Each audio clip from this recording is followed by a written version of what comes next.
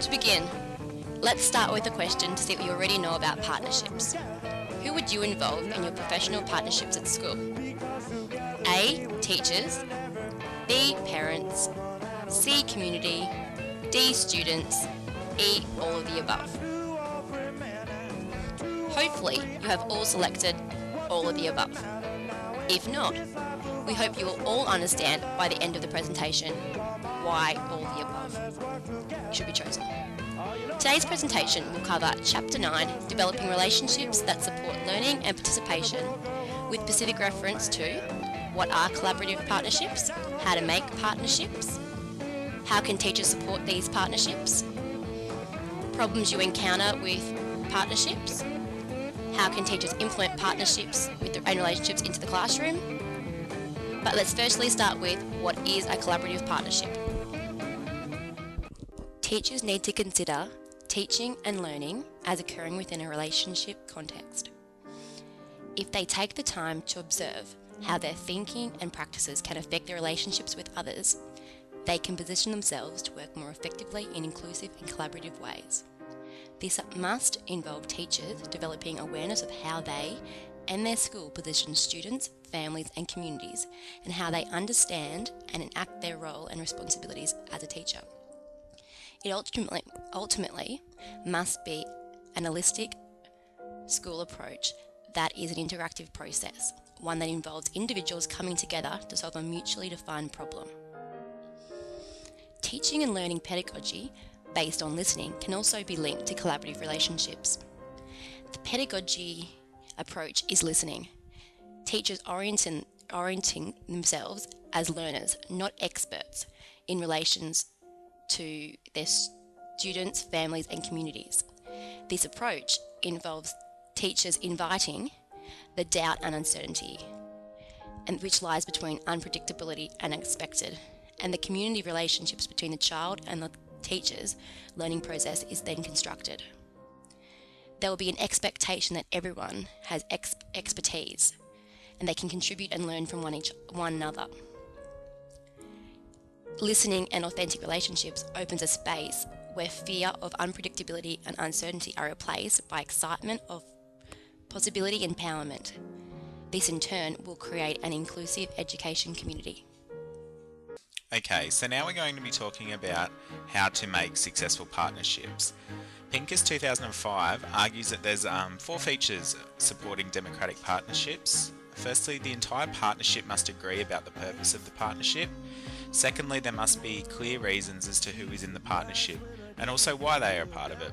Thirdly, the partners must have equal power and distribution of the work. And finally, the partnership must implement systems that allow for accountability within the partnership. So these 4 key points are essential in creating a successful partnership. In essence, these 4 points are simply communication factors. All members of the partnership need to have good communication skills.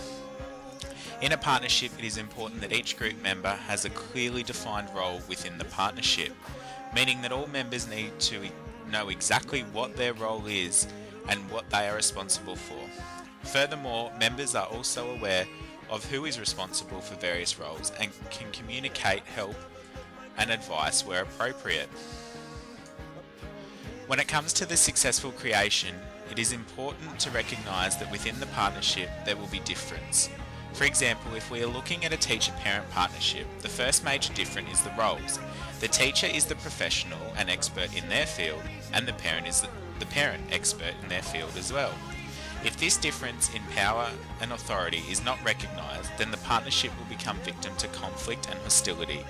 In addition, this partnership, to engage successful negotiation, each party must spend time listening to the other party's point of view and justifications on the topic or issue. This is essential in order to ensure that each party has equal time to express their opinions and views, but it also allows each to make valid informed contributions if required. Okay, so we're going to move on to a question. Which form of communication is most effective in relationships? A. One-way communication, B. Two-way communication, or no communication?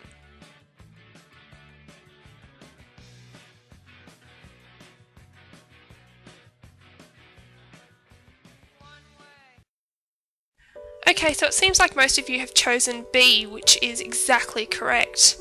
I will be talking about how, as teachers, we can foster relationships in order for them to benefit everyone without excluding either side. So we've got two forms of communication. We have one-way communication and two-way communication. One-way communication is such as newsletters or notes sent home for the parents. Informs parents but provides little information to support the family. Two-way communication, on the other hand, which is what most people have chosen, allows sharing of information. Two-way communication is essential for establishing support and building understanding, trust and a sense of collaboration, all of which contributes to a teacher's ability to support parents. And in saying this, we as teachers not only need to be good communicators, but we also need to be good listeners, so we can understand our parents and our students' needs. Another way to support relationship is to actually knowing individuals, not just their names or the parent's name, but also knowing their culture and background. By knowing your students, you can create personalised learning experiences, and when parents feel a teacher genuinely cares for their child, they generally agree to working together more favourably. To support your relationship, you need to be flexible. You cannot expect everything to be done your way. You cannot expect parents or students to drop what they're doing and to come meet with you straight away. So this might mean you have to schedule a meeting that suits the parent and may not specifically suit yourself. You also need to be adaptable. I'm not sure if you can remember at a time when you were too afraid to ask a question or even to have an opinion. And I'm saying we need to be respectful and non-judgmental of others' opinions. I'm sure we can all think of other ways we can develop a support collaboration and partnerships to ensure an inclusive relationship for all.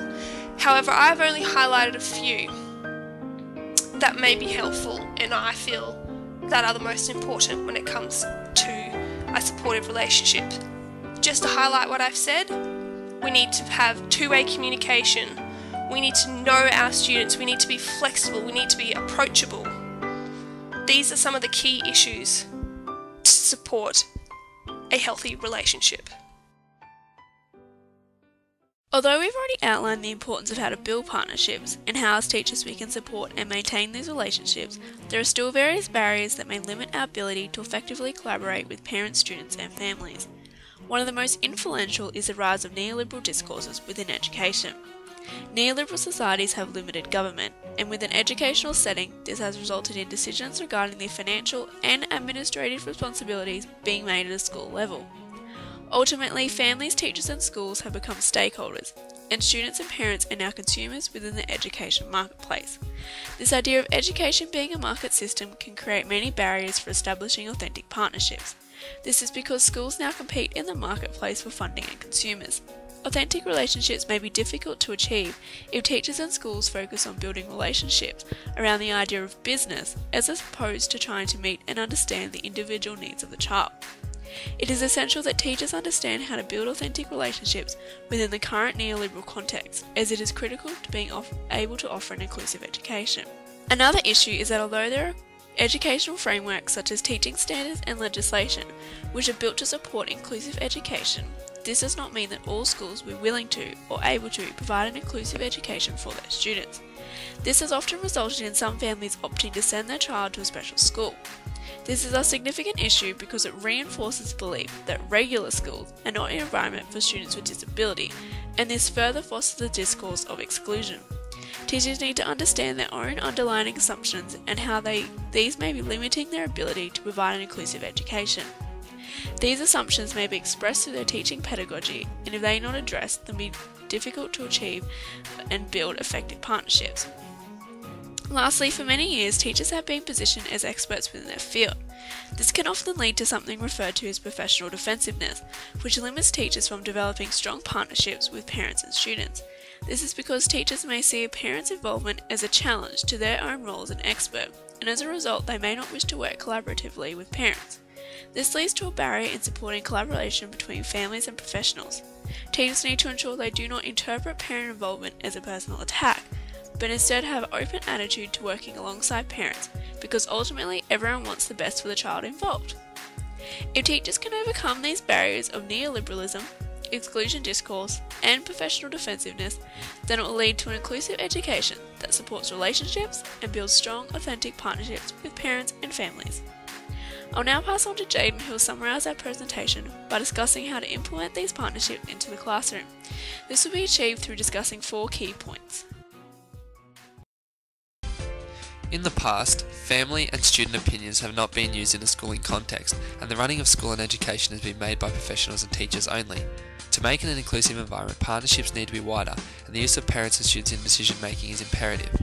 As the chapter suggests, when family and students are placed at the heart of planning, more meaningful learning and participation is likely to occur. This notion makes sense as parents know their kids, so why not allow some input in the decisions that are made for those children?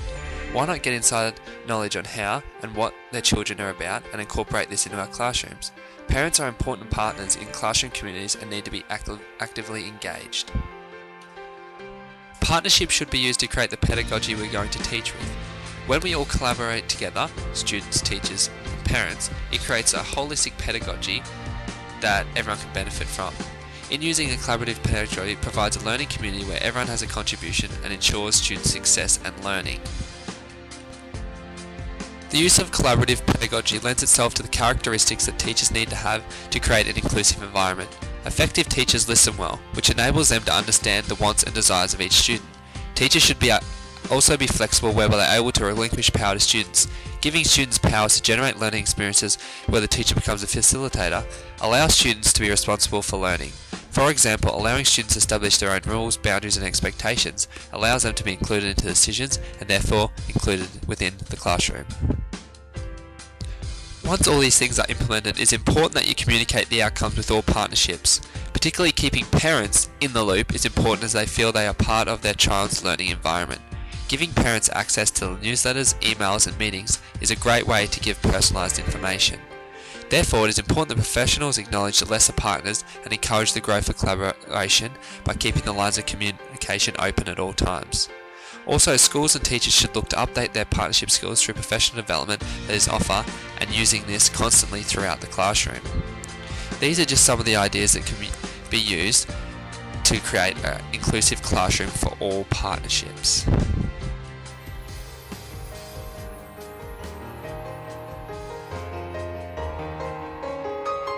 Partnership is key to living happily. Collaboration is okay, it makes us say hooray.